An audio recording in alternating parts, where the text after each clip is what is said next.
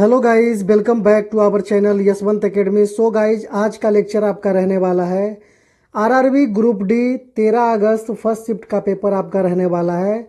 जो पेपर आपका एग्ज़ाम में आया था सेम पेपर मेरे भाई। बस थोड़ा सा इसमें है कि लेक्चर में इसमें 25 से 30 क्वेश्चन ही आपको दे पाऊँगा, लेकिन पीडीएफ में मैं आपको इसका बाकी और बचा हुआ क्वेश्चन भी सारा डाल दूंगा। तो चलिए शुरू करते हैं आज का पहला प्रश्न। और पीडीएफ के लिए आप टेलीग्राम ज्वाइन कर लीजिएगा। चैनल पर नए हैं तो चैनल को भी सब्सक्राइब कर लीजिएगा मेरे भाई। तो चलिए, पहला क्वेश्चन आपसे पूछा था तमिलनाडु के, ये तो एकदम समझिए कि हर शिफ्ट में फिक्स कर दिया है मेरे भाई। तमिलनाडु के वर्तमान मुख्यमंत्री सी जोसेफ विजयी थलपति विजयी मुख्यमंत्री बनने से पहले किस क्षेत्र के प्रसिद्ध नाम थे? तो ये सिनेमा जगत से आते थे, ये एक एक्टर थे। इसका राइट आंसर हो जाएगा ऑप्शन आपका बी मेरे भाई, बिल्कुल सही है। अगला क्वेश्चन आपसे पूछा है, यदि यदि विभज्योतक उत्तक कोशिका विभाजन करता है तो सरल अस्थाई उत्तक का कार्य क्या होता है? तो इसका राइट आंसर हो जाएगा विभेदन और सहारा देना, डिफरेंशिएशन एंड सपोर्ट। इसका राइट आंसर ऑप्शन सी हो जाएगा मेरे भाई। अगला क्वेश्चन आपसे पूछा है, कौन सा स्थायी उत्तक अपनी कोशिकाओं के कोनों पर स्थानीय मोटाई जो सेलुलोज और पेक्टिन के जमाव के कारण होता है का कारण माना जाता है? किसके कारण ये माना जाता है? तो ये आपका कोलेन काइमा के कारण माना जाता है। ऑप्शन सी आपका बिल्कुल राइट आंसर है मेरे भाई। अगला क्वेश्चन आपसे पूछा था, ग्लोबल इनोवेशन इंडेक्स GII में भारत की वर्तमान रैंक क्या है? तो इसमें भारत का वर्तमान रैंक 38वां है। भारत का वर्तमान रैंक 38 नंबर है। ऑप्शन बी आपका बिल्कुल राइट आंसर है मेरे भाई। अगला क्वेश्चन आपसे पूछा था, तंत्रिका उत्तक नर्व्स टिश्यू की मौलिक संरचनात्मक इकाई क्या है? What is the fundamental structural unit of nerves tissue? तो ये न्यूरॉन हो जाएगा। ये भी आपका एकदम रिपीटेड क्वेश्चन है, बार बार आपको पूछा जा रहा है मेरे भाई। अगला क्वेश्चन आपसे पूछा है, वर्ष 2026 में श्री कलीपट्टी रामास्वामी पलानीस्वामी को पद्म भूषण से सम्मानित किया गया। वे किस क्षेत्र से जुड़े हैं? Shri Kalapathi Ramasamy Palaniswami was awarded the Padma Bhushan in 2026। He is associated with which field?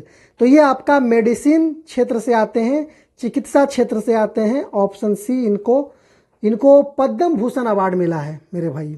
चलिए, आने वाले भी एग्जाम के लिए ये महत्वपूर्ण क्वेश्चन आपका रहेगा। अगला क्वेश्चन आपसे पूछा है, यदि कुल निर्धारित कार्य 98 जूल है और वास्तविक रूप से 98 जूल कार्य पूरा हो चुका है, तो अब आगे कितना कार्य करना होगा? इसका तो ऐसे ही 98 निर्धारित टोटल कार्य, आपको टोटल वर्क करना था 98 जूल, एक तरह से मानना है। 98 कार्य पूरा हो गया मेरे भाई, तो आपका लेफ्ट क्या बचा है? लेफ्ट या रिमाइनिंग 0 जूल, यही आपका आंसर है। ऑप्शन सी आपका बिल्कुल राइट आंसर है। अगला क्वेश्चन आपसे पूछा है, वर्तमान में नीति आयोग के उपाध्यक्ष यानी वाइस चेयरमैन कौन है? Who is the current vice chairman of NITI Aayog? तो ये अशोक कुमार लाहिड़ी। आपका ऑप्शन बी बिल्कुल राइट आंसर है मेरे भाई। ऑप्शन बी आपका बिल्कुल राइट आंसर है। अगला क्वेश्चन आपसे पूछा है, पेट यानी आमाशय स्टोमक में कौन सा एसिड पाया जाता है?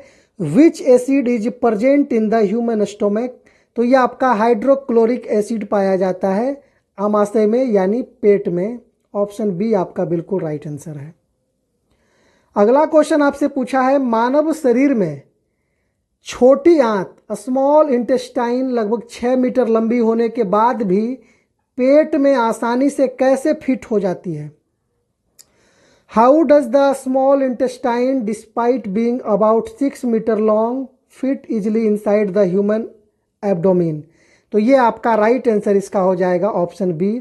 यह अत्यधिक कुंडलित होती है और मेसेंट्री झिल्ली से बंधी होती है, जिसके कारण ये आसानी से फिट हो जाती है। 6 मीटर आपका इस तरह से होता है मेरे भाई, इस तरह से आपका घुमा हुआ रहता है, इस तरह से। आसानी से फिट हो जाता है। चलिए अगला क्वेश्चन आपसे पूछा है, यदि किसी विद्युत उपकरण की शक्ति P इक्वल टू 60 वाट है और विभवांतर भी 120 वोल्ट है तो उसका प्रतिरोध R आपसे पूछा है कितना, तो आपका रजिस्टेंस होता है। तो ऐसा क्वेश्चन भी मैंने आपको बताया मेरे भाई, रिपीट हुआ है। R इक्वल टू होता है resistance equal to V² upon P। तो V² आपका वोल्ट है, 120 मल्टीप्लाई 120 और P से पावर आपका 60 वाट है। तो वोल्ट और यहाँ वाट, 60 दूनी 120, 12 दूनी 24, 240 आपका ओम हो जाएगा मेरे भाई। 240 ओम इसका बिल्कुल राइट आंसर है। ऑप्शन बी आपका बिल्कुल राइट आंसर है। अगला क्वेश्चन आपसे पूछा है, सुई जैसे पत्ते निडल लाइक लीव्स आमतौर पर किस प्रकार के पौधे में पाए जाते हैं? Needle like leaves are typically found in which type of plants? तो ये आपका शंकुधारी पौधे में पाए जाते हैं। ऑप्शन बी आपका बिल्कुल राइट आंसर है। क्वेश्चन नंबर 13 आपसे पूछा है, एथीन को एथेन में बदलने के लिए किस प्रकार की अभिक्रिया का उपयोग किया जाता है?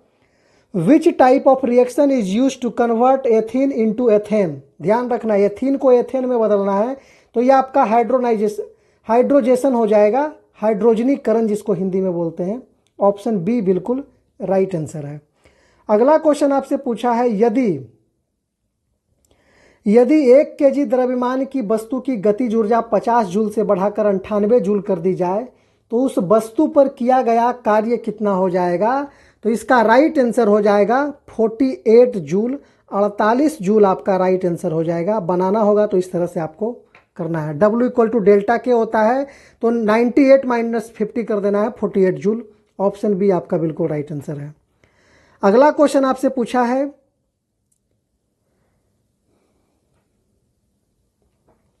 पर्याप्त ऑक्सीजन की उपस्थिति में कार्बन को पूरी तरह से जलाने पर मुख्य रूप से कौन सी गैस बनती है? पर्याप्त ऑक्सीजन की उपस्थिति में कार्बन को पूरी तरह से जलाने पर मुख्य रूप से कौन सी गैस बनती है? तो ये आपका कार्बन डाइऑक्साइड हो जाएगा। ऑप्शन बी आपका बिल्कुल राइट आंसर हो जाएगा मेरे भाई। ऑप्शन बी आपका बिल्कुल राइट हो जाएगा। अगला क्वेश्चन आपसे पूछा है, उत्तल लेंस यानी कन्वेक्स लेंस में वस्तु को कहाँ रखने पर आभासी और सीधा यानी वर्चुअल और इरेक्ट प्रतिबिंब बनता है? तो इसका राइट आंसर हो जाएगा प्रकाशित केंद्र और फोकस के बीच रखने पे आपका आभासी और सीधा प्रतिबिंब बनेगा। ऑप्शन सी बिल्कुल राइट आंसर है। अगला क्वेश्चन आपसे पूछा है, क्वेश्चन नंबर 17, स्वादिष्ट खाने को देखने या उसकी सुगंध महसूस करने पर मुंह में पानी क्यों आता है? तो इसका राइट आंसर हो जाएगा पाचन क्रिया शुरू करने के लिए।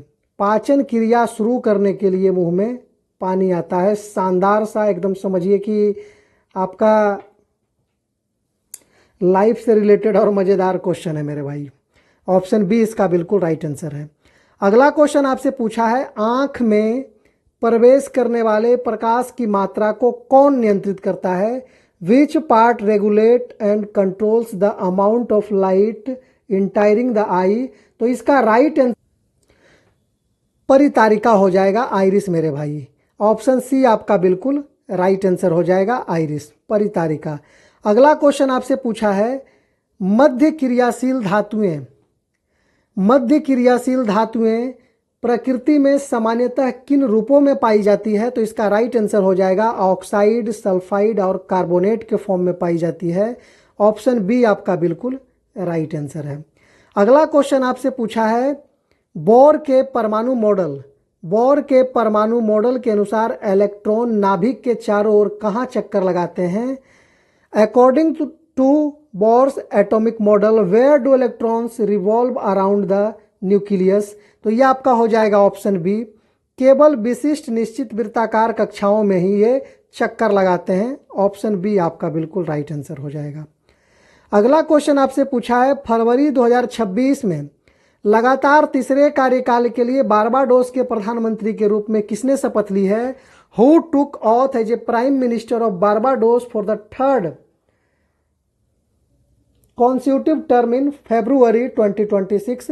तो यह आपका हो जाएगा मियां अमोर मोटली। वह नाम तो कभी भुलाइएगा नहीं मेरे भाई। बारबाडोस के नए प्रधानमंत्री जो तीसरी बार शपथ ले रहे हैं, तो मियां अमोर मोटली हो जाएगा। ऑप्शन बी आपका बिल्कुल राइट आंसर है। चलिए अगला क्वेश्चन आपका है 22 नंबर। मिलानो कॉर्टिना 2026 शीतकालीन ओलंपिक में किस महिला खिलाड़ी ने फ्री स्टाइल स्कीइंग में पदक जीतकर नया कीर्तिमान स्थापित किया है? तो इसका राइट आंसर हो जाएगा आपका एलिन गू। एलिन गू, जिन्होंने एक महिला खिलाड़ी हैं जो फ्री स्टाइल स्काइंग में पदक जीतकर कीर्तिमान स्थापित किया है। तो इसका राइट आंसर ऑप्शन ए हो जाएगा।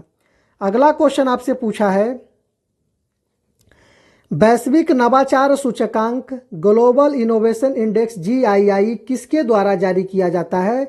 तो ये आपका जारी किया जाता है WIPO के द्वारा, वैश्विक बौद्धिक संपदा और संगठन के द्वारा।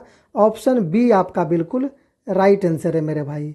तो इतना सा क्वेश्चन ही हो पाया है। तो PDF के लिए, PDF में मैं कोशिश करूंगा मेरे भाई कि जितना हो सके और बढ़ा करके जितना मिल सके सारा क्वेश्चन मैं आपको PDF में डाल दूंगा। तो PDF के लिए आप हमारा टेलीग्राम ज्वाइन कर लीजिए और चैनल पर नए हैं तो सब्सक्राइब कर लीजिएगा आने वाले और एग्जाम्स के वीडियो के लिए और आने वाले शिफ्टों के लिए। धन्यवाद। फिर आपको मिलते हैं अगले सेशन में।